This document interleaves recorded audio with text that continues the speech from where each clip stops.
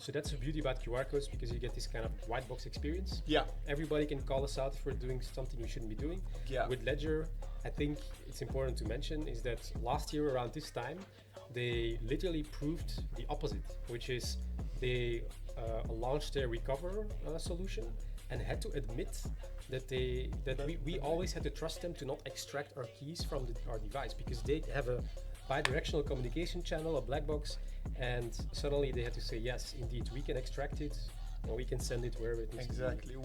which is ridiculous. Like that is again. I think it sort of goes back to what we were saying before, right? Of, you know, if you're outside of the security world, they're just conspiracies, right? But when you're in it and you actually see what's going on, you get a bit of a different perspective. And this was always like a serious worry of mine. Like, I've had I don't know, 4 ledgers sitting at home for the past 5 years, give or take, and there is probably no way I'm ever gonna open them. And 2 reasons.